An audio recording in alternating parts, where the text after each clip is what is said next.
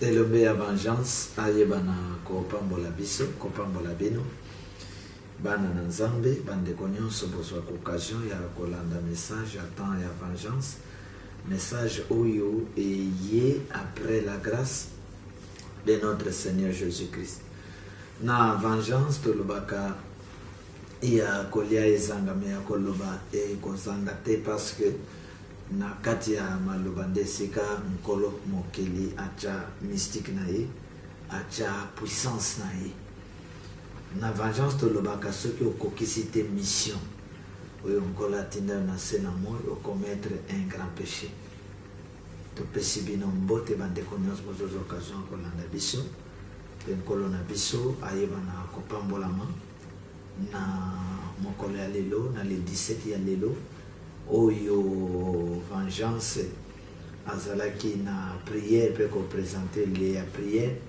pona lokumu ya nzambe pe pona lobiko ya bana na nzambe lelo tozali kotalisa bana na nzambe ke bato ya mokili ba orgueilleux ya mokili ba riche ya mokili ba konzi ya mokili ba pesi nzambe kanda ce qui fait que nzambe na tour na ye azana ko bouger mokili koningisa mokili azana koningisa mabele na ye vengeance azali message ya révélation oyo yaka kolobela bino makambo oyo ezali koya lobi nakanisi ke soki bokoti na vengeance tv na youtube na biso bokomona ke makambo ebele oyo ezana kosalema lelo sur le plan spirituel politique scientifique eza makambo oyo vengeance asi alobaki yango mpe eza na kosunga bapaster mosusu baévangéliste mosusu soki akoti na vengeance azwi baprophétie ya vengeance ake mpe kosakola ekomi lokola ya ye me mpona lokumu ya nzambe mpona évangile ekende liboso nde tozali kotika bato batoka bazwa message ya vengeance bakende nango vengeance azali oyo apesaka message na ye bien avant soki otali makambo ezoleka lelo ezali bamessage oyo vengeance apesa na 2018 na 2019 na 2020 na 2021 oyo biso tozali na kovivre lelo lelo nazali koya kokalme comme d'habitude parce que chaque fois mokili to bamessage eyaka mpo ebangisa peuple congolais mpo ebangisa diaspora vengeance ye moto ayaka kokalme mitema kokalme mipepe kokalme bambonge eza lokola bato oyo etoboki mai ezali kokota bato ezali kozinda bato baza kolela vengeance akoya wana mpona kokanga to oyo esika mai ezali kokota eza lokola avion oyo aperdre contrôle alingi kokweya alingi kosexplose vengeance akoya wana mpo azwa avion wana akitsango na ndenge esengeli nde mystique wana oyo boyokake na kati ya bak mbonge ye makasi elombe yesu masi atelemi mpona kokalme mbonge biso tozali wana mpona kokalme basituation kokalme baproblème enfin ya kopesa solution na mitema ya bana na nzambe bien aimé dans le Seigneur toutefois toyebisaka bino na message ya vengeance que Europe pourquoi pas Amérique akozwa frappe na ye oyo ezali kowuta epa na nzambe e na vengeance tozalaka na nguya misato oyo ejijaka mokili nguya ya moto nguya ya mai mpe nguya ya mopepe donc toutefois bozoyoka ke moto moko etumbi kuna boyebaka ezali moto ya vengeance mai moko etomboki kuna boyebaka eza mai ya vengeance mopepe moko etomboki kuna boyebaka ezali mopepe ya vengeance c'est pourquoi par rapport ya oyo ezali koleka lelo na se na moi boyebi ke ezali vengeance autaki koyebisa bino ke un certain le 3 juin qu'avient kozika avient zikaki le 16 vengeance nde autaki koyebisa bino ke baklisto bakolela bokomona makambo ekosalema na mois de juillet tala na mois de juillet oyo baklisto baza na kolela monseigneur mosengo chaque fois ozali kotia litoi na kolanda message ya vengeance ozwa kozwa part na yo parce que vengeance c'est la prophétie vengeance ministère prophétique ebisaka bino ke eza esengo mingi kozala mwana ya prophète kozala mwana pasteur eza mabe te kozala mwana évangéliste eza mabe te mais eza lisusu motuya kozala moi na ya prophète, pas n'importe quel prophète, grand prophète, tala ba Pételo, ba fils du grand prophète qui était Christ, ba Pételo, ba tiki histoire, ba Jacques, ba tiki histoire, na sena moui, tala Jean, un grand révélateur, parce que son encadré spirituel était un grand révélateur, un grand prophète. Bah, Josué, bah, ça le succès, parce qu'ils étaient auprès du grand prophète qui est Moïse. C'est pourquoi, toutefois, on a concentré dans le message de la vengeance, ils ont collé ça contre ils ont collé ça le sang, ils ont collé ça, ils ont collé ça. Parce que vengeance, ça allait agir sur tous les plans, comme même la bateau vie. Alors, les gens ont calmé, mais thèmes dans 4 coins du monde. Parce que Christ a prophétisé dans Matthieu 24 que bokoyoka mokili koningana, bokoyoka kuna mokili likambo boy, kuna bokoyoka guerre boy, kuna bokoyoka séisme boy, kuna bokoyoka tremblement de terre. Andi bozala na kimia ezaka ke bandeli bokomina na katikati te. Moto moko te abangi sabino. Les pasteurs peuvent parler, l'évangéliste bakoloba, l'apôtre bakoloba, mais mokati likam ezalaka grand prophète. Parce que grand prophète, il m'a tapé ça esprit na l'apôtre, il m'a tapé ça esprit na l'évangéliste. Ce qui pasteur a lobby, a eu un message, oh Dieu m'a dit, évangéliste a eu, Dieu m'a dit, yo kana yo, mais ko banga te. Mais ce qui prophète a gangi, ne siko ko banga.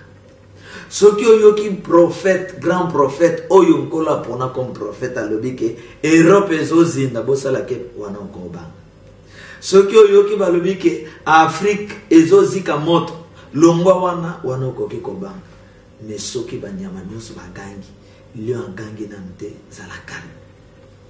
Ce qui ba ndeke nyonso ba tomboki, aigle tomboki nanote zalakana. Ce qui ba mai nyonso ba tomboki. Océan tomboki nanote zalakal. Mais ce qui océan le bien tomboki alors wana loke sikoko kende ko bomba. De même mungongo ya grand prophète, ce grand prophète a gangi le koyeba. Pourquoi grand prophète a beti kriwana? C'est pourquoi bien aimé dans le Seigneur. Lelo na lingana yebsa yo ke loko motuya ezalite ko banga. Et loko motuya ezalite que nakima mbula po nakende kokoya na ebali eloko mutuya onazotikela yo awa ezali ya kozala na nzambe na bomoi na yo bipai nyonso yo ozali eloko naza kokommunike yo ndeko na ngai ozolanda ngai partout yo ozali eloko mutuya na ngonga oyo ce n'est pas avoir surtout des richesses mais eloko mutuya ezali richesse ya monene oyo ezali esprit saint grand créateur molimo mosantu soki oza na nyonso moza na molimo mosantu te ozali pauvre ya makasi alors nazo communiquer yo ke molimo mosantu azala maître ya vie na yo parce que oyo akeli mai eyokelaka ye tosaka ye oyo akela moto eyokelaka ye tosaka ye oyo akela mabele akela mopepe akela likolo akela banzete akela nyonso likela mo eyokaka ye tosaka ye soki ekela moko etie motu makasi la puissance de Dieu va s'imposer pour empêcher que la moine à salate loka kokaki kosala. C'est pourquoi bien aimé dans le Seigneur na yeko yebisa yo ke ya motu ya zala na nzambe tia litoyi na koyoka nzambe soki oza na nzambe ko bangi lokote esa lokola moto yo na passeport na ye bache visa azokende po voyager ko banga te mais soki na passeport na yo visa eza te oke na aéroport on azozwa avion na kende sika boy oko kende ndenge nini bako compliqué yo bako kanga yo. C'est pourquoi molimo mosantu Jésus-Christ azali laissé passer ya bomo ina biso alors na yeko yebisa bana nzambe ato yoki kesika wana volcan ezobima soki oza na nzambe zala kimia akozala anti volcan lokola mikolo tozoyoka ke mai ye wana tomboki na Belgique mai ye wana zotomboka kuna na Allemagne mai ye wana zoya kotomboka ti na France penda kotomboka esika Macron avanda do place Macron avandi mai etomboki mai ekobima wana ekozala mai ya kotokisa ekozala te mai ya malili boy po soki ya malili Macron ko supporter ekozala mai ya kotokisa ekobimela Macron pona nini fo ebimela Macron parce que Macron azali individu oyo a provoqué kanda ya nzambe et il faut ba français pour terminer Macron même yo ndeko congolais ozolanda ngai zo message au pesa ba français Le bas prophète attend la vengeance à troisième temps à lobby. Les Français vont tellement Macron. Parce que Macron a zana comme Mabino na enfer.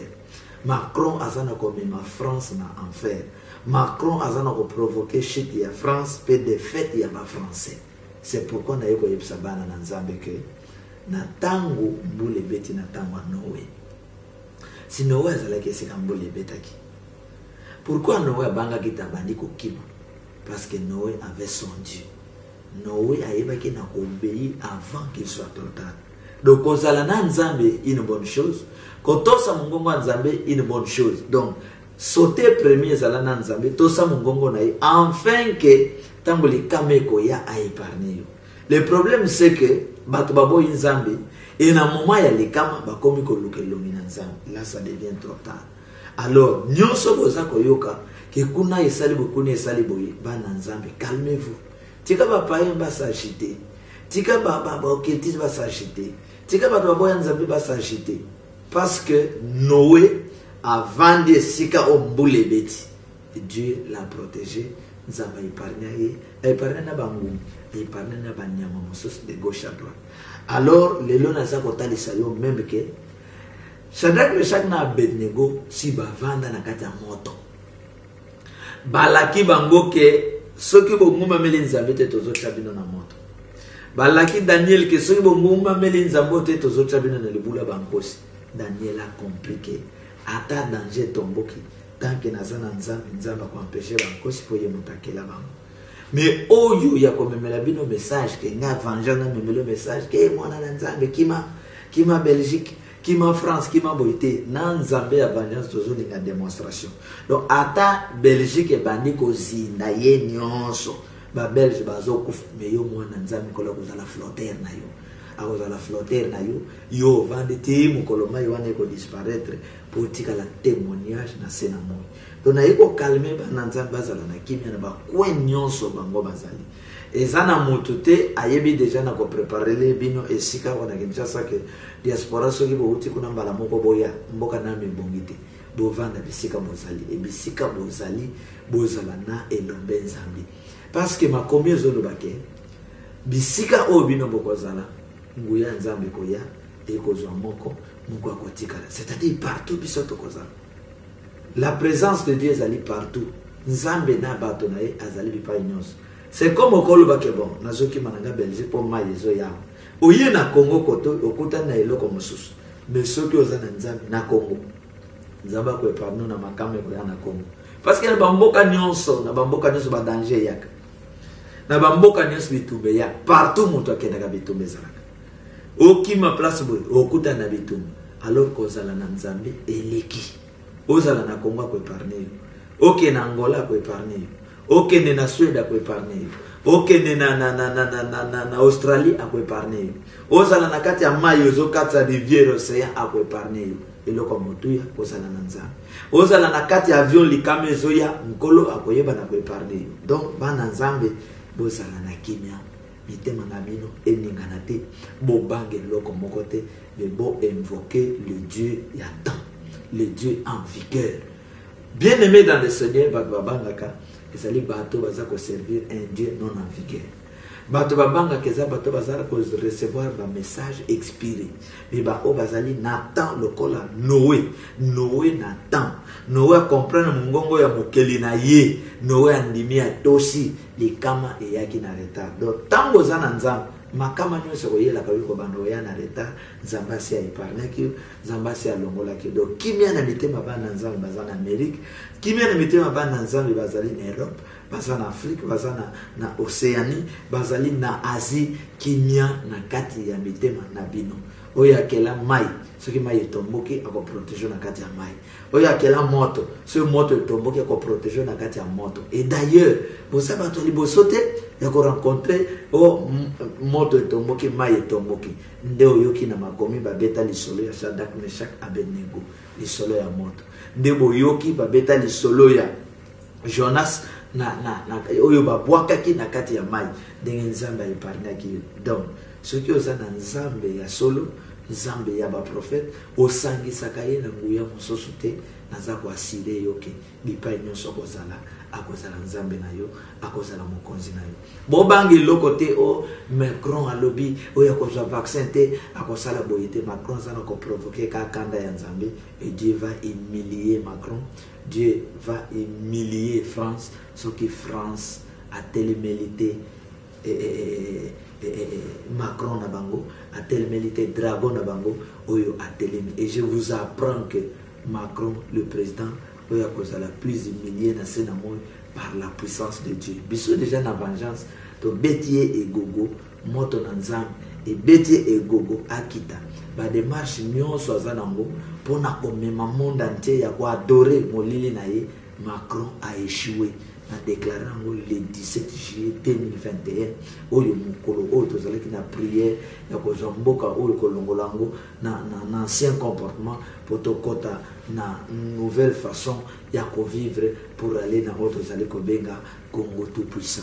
Nzambe abatela bino bana na ye abundela bino bana na ye ayeba na kolongisa bino ye nazobenga ye mpona bino 7 millions de fois que elombe ya vengeance azala anti-vaccin poison ya bomoi na bino aépargne bino na ba poison nyonso ya de gauche à droite partout oyo bino bozali nkolo ya vengeance apambola bino me apambola bandeko nyonso oyo bazoyeba kolanda biso. Soki ozala besoin ya prière, soki ozala besoin on a problème songolo okobenga biso na numéro oyo eyebi na koaffiché epa na bino. Nzambe ya vengeance apambola bino.